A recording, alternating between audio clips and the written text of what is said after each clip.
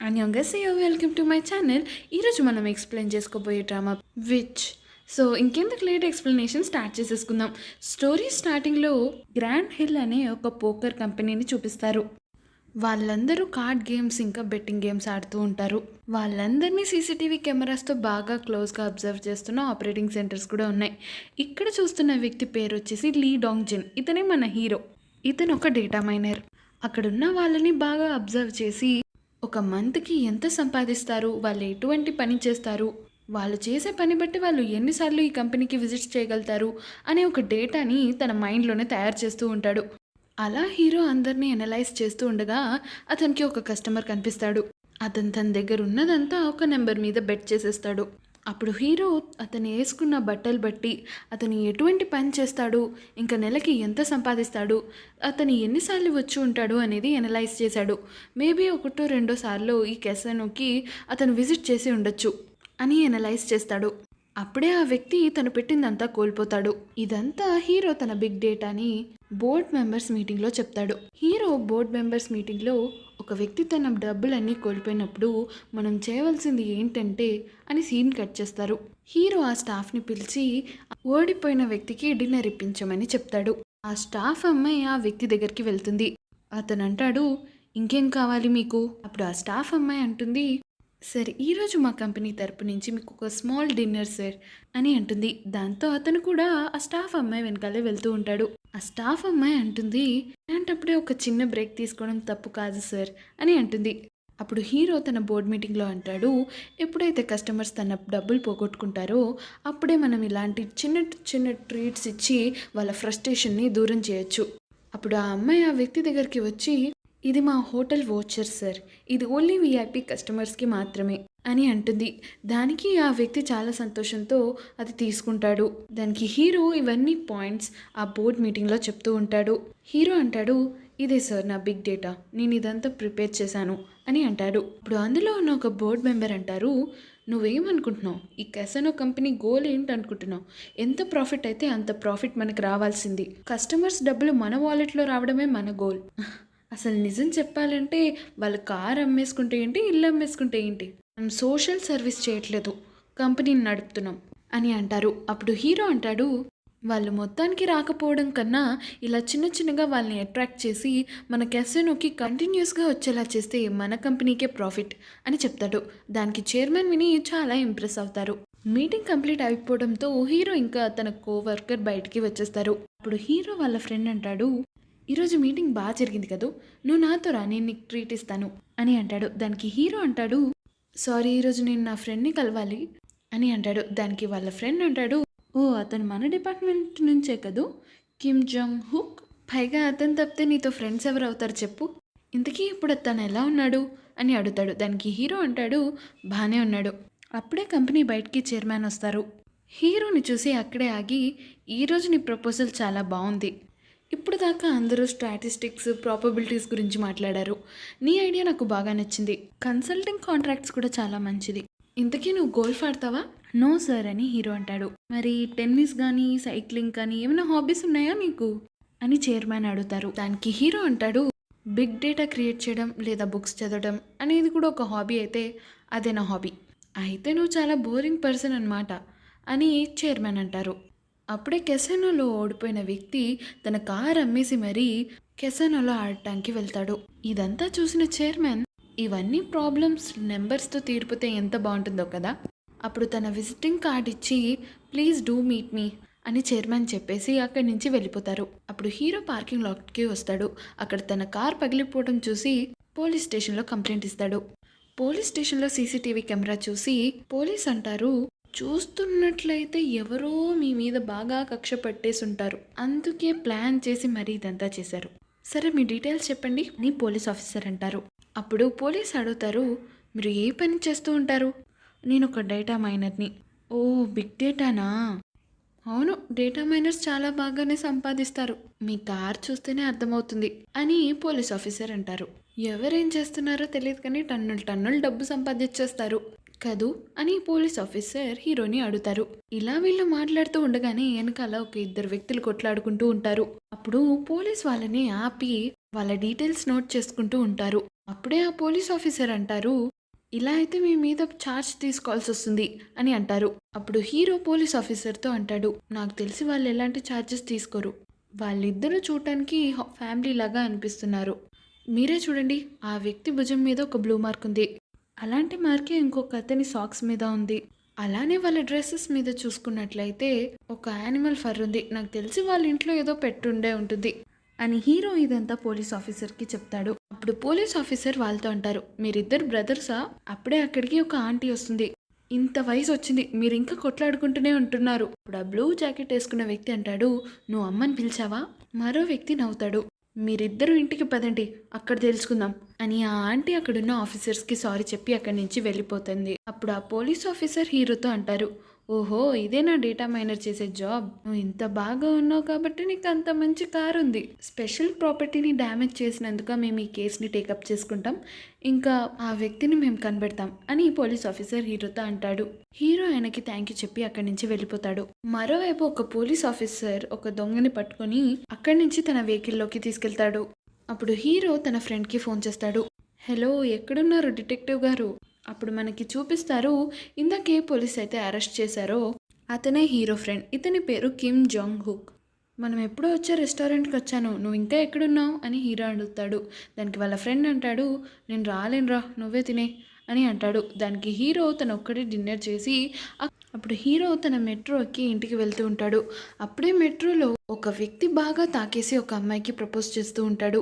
ఇలా valid reason లేకుండా నన్ను రిజెక్ట్ చేయడం నీకు న్యాయంగా ఉందా అని అంటూ ఉంటాడు. అక్కడున్న వాళ్ళందరూ అతన్ని వీడియో తీస్తూ ఉంటారు. నీతో ఉంటే డేంజరస్ అని నువ్వు ఎందుకు అనుకుంటున్నావు? పార్క్ మీ జాంగ్ నిన్నే అని అంటాడు. ఈ పేరు వినగానే హీరో అటువైపుగా చూస్తాడు. అప్పుడు మీ జాంగ్ అంటుంది, అసలు నీకు నా గురించి ఏం తెలుసు? నీ ఫీలింగ్స్ అన్నీ నా మీద తోసేస్తున్నావు. అప్పుడు హీరో మీ జాంగ్ని చూసి, తినే మన స్టోరీ హీరోయిన్ మీ జాంగ్. హీరో హీరోయిన్ వైపు చూస్తూ ఉంటాడు. అప్పుడు హీరోయిన్ ఆ వ్యక్తితో మాట్లాడుతూ ఉంటుంది, నాకు ఇదంతా విని చిరాకు వస్తుంది అని అంటుంది. ఇక్కడ హీరో అనుకుంటాడు, ఒక వ్యక్తిని కలవడం డెస్టినీలో రాసుంటే ఆ వ్యక్తిని తప్పకుండా కలుస్తానని మా అమ్మ చెప్పేది, కానీ నేను అప్పుడు నమ్మలేదు అని హీరో ఫ్లాష్ బ్యాక్ చూపిస్తూ ఉంటారు. అది తన హై స్కూల్ డేస్. హీరో తన ఫ్రెండ్స్తో ఫుట్బాల్ ఆడుతూ ఉంటాడు. అప్పుడే హీరోయిన్ని చూస్తాడు. హీరోకి ఆ అమ్మాయి చూడగానే నచ్చేస్తుంది. హీరో తనని చూస్తూ ఉండేవాడు. హీరో అంటాడు, స్కూల్లో చాలా స్ట్రేంజ్ థింగ్స్ అవుతూ ఉన్నాయి, కానీ ఇదంతా ఆ అమ్మాయి వల్లే అవుతుంది అని అంటున్నారు. అందుకే తను ఎప్పుడూ ఒంటరిగా ఉండేది అని హీరో చెప్తూ ఉంటాడు. ఒకరోజు బాగా వర్షం పడుతూ ఉంటుంది. మీ చౌక్ దగ్గర గొడుగు లేదు. అప్పుడే ఒక అబ్బాయి తన దగ్గరికి వచ్చి, ఇలా వర్షం ఆగేదాకా ఉండడం కన్నా నువ్వు నాతో పాటు రావచ్చు కదా, గొడుగు షేర్ చేసుకుంటూ వెళ్దాం, ఎలాగైనా మీ ఇల్లు నా దారిలోనే కదా అని అంటాడు. దానికి మీ జోంగ్ ఒప్పుకుంటుంది. వాళ్ళిద్దరూ అలా నడుచుకుంటూ వెళ్తుంటారు. ఒక పాయింట్కి వచ్చేసరికి వాళ్ళిద్దరూ వేరే వేరే రూట్లలో వెళ్ళాల్సి వస్తుంది. అప్పుడు మీచోంగ్కి గొడుగు ఇచ్చేసి అక్కడి నుంచి వెళ్ళిపోతుండగా ఒక పెద్ద మెరుపు వస్తుంది. ఆ మెరుపు అతనికి తగిలి అక్కడికక్కడే చచ్చిపోతాడు. ఆ స్టూడెంట్ చనిపోయినందుకు ఆ స్కూల్లో ఒక మెమోరియల్ చేస్తారు. అక్కడికి క్లాస్ స్టూడెంట్స్ అందరూ కూడా వచ్చి ఉంటారు. ఇదంతా మీజోంగ్ వల్లే జరిగిందని వాళ్ళు గుసగుసలాడుతూ ఉంటారు. ఇదంతా విన్న హీరో మీజోంగ్ వైపే చూస్తూ ఉంటాడు. అక్కడున్న వాళ్ళందరూ అక్కడి నుంచి వెళ్ళిపోతూ ఉంటారు. కానీ మీజోంగ్ అక్కడి నుంచి వెళ్ళదు. హీరో అక్కడి నుంచి వెళ్ళిపోతుండగా మీజోంగ్ని చూస్తాడు. తను ఏడుస్తూ ఉంటుంది. ఆ తర్వాత హీరో ఇంకా తన ఫ్రెండ్స్ లైబ్రరీలో చదువుకుంటూ ఉంటారు. అప్పుడు అక్కడే ఉన్న ఒక అమ్మాయి హీరో ఇంకా వాళ్ళ ఫ్రెండ్తో అంటూ ఉంటుంది, ఇదంతా ఎవరి వల్ల అయిందో తెలుసా? ఆ మీజోంగ్ వల్లే అయింది. మీకు ఆ సీనియర్ గుర్తున్నారా, ఎవరైతే మన స్కూల్ నుంచి గ్రాడ్యుయేట్ అయ్యారు చూడండి, అతనికి కూడా ఇలానే యాక్సిడెంట్ అయింది. అప్పుడు కూడా మీజోంగ్ అక్కడే ఉందంట. క్లాస్ 3 వాళ్ళు ఏమని పిలుస్తున్నారు తెలుసా ఆ అమ్మాయిని? విచ్ అని పిలుస్తున్నారు. ఏంటి నిజంగానా అని అక్కడున్న వాళ్ళందరూ అంటూ ఉంటారు. చూడండి, మనం అనుకుందాం ఒక ఐస్ క్రీమ్ దొంగ ఉన్నాడు అని స్కూల్ స్టోర్లో. ఆ దొంగతనం జరిగే టైంలోనే ఒక వ్యక్తి వెళ్తే అంత మాత్రాన ఆ దొంగతనం అతనే చేసినట్టు అవుతుందా అని అంటాడు హీరో. అలాగే మీజోన్కి దీనికి ఏ సంబంధం లేదు అని హీరో వాళ్ళతో చెప్తాడు. అప్పుడే అక్కడికి లైబ్రరీ సార్ వచ్చి, ఒకవేళ గాసిప్ చేయాలంటే ఇంట్లోకి వెళ్ళి చేయండి, ఇక్కడ చదవండి అని తిడతారు. అలాగే ఒక సెమిస్టర్ అయిపోతుంది. సెకండ్ సెమిస్టర్లో వాళ్ళందరూ పిక్నిక్కి ప్లాన్ చేస్తారు. హీరో తన కెమెరాని తీసుకెళ్ళడానికి బ్యాటరీస్ని వెతుకుతూ ఉంటారు. అప్పుడే వాళ్ళ అమ్మని అడుగుతాడు, అమ్మ కెమెరా సెల్స్ ఎక్కడున్నాయో తెలుసా? అప్పుడు హీరో వాళ్ళ మదర్ అంటారు, ఇలా కాకపోతే ఒక కొత్త డిజిటల్ కెమెరా కొనుక్కోవచ్చు కదరా! కళ్ళ ముందు ఉన్నది కనబడదు అని బ్యాటరీస్ తీసి ఇస్తుంది. ఆ తర్వాత హీరో పిక్నిక్‌కి వెళ్తాడు. అక్కడున్న వాళ్ళందరూ చాలా ఎంజాయ్ చేస్తూ ఉంటారు. కానీ హీరోయిన్ మాత్రం ఒక బెంచ్ మీద ఒక్కతే కూర్చుని ఉంటుంది. అది చూసిన హీరో వాళ్ళ ఫ్రెండ్స్‌ని ఫోటో తీస్తున్నట్టే తీసి హీరోయిన్‌ని ఫోటో తీస్తాడు. అప్పుడే అక్కడ టీచర్ ఒక అబ్బాయిని ఎత్తుకొని అక్కడి నుంచి తీసుకెళ్తూ ఉంటారు. ఎందుకంటే ఆ అబ్బాయికి కాళ్ళకి చాలా గాయం అయ్యి ఉంటుంది. ఇంకా రక్తం కూడా బాగా కారుతూ ఉంటుంది. అక్కడున్న వాళ్ళందరూ గుసగుసలాడుతూ ఉంటారు. అప్పుడు హీరో హీరోయిన్ వైపు చూస్తాడు. హీరోయిన్ చాలా భయపడుతూ అక్కడే అలా నుంచునిపోయి ఉంటుంది. నెక్స్ట్ సీన్‌లో హీరో తను తీసిన ఫోటోస్‌ని కలెక్ట్ చేసుకోవడానికి వెళ్తాడు. నెక్స్ట్ డే ఏ అబ్బాయికైతే ఫ్రాక్చర్ అయిందో ఆ అబ్బాయి స్కూల్‌కి వస్తాడు. లంచ్ టైమ్ కావడంతో అందరూ బయటికి వెళ్ళి ఉంటారు. ఆ అబ్బాయి అందరితో అంటూ ఉంటారు, "ఆ అమ్మాయికి దూరంగా ఉండండి.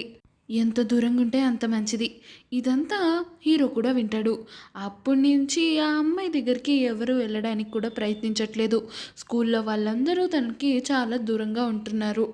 హీరో వాళ్ళ ఫ్రెండ్‌తో ఫుట్‌బాల్ ఆడుతూ ఉంటాడు.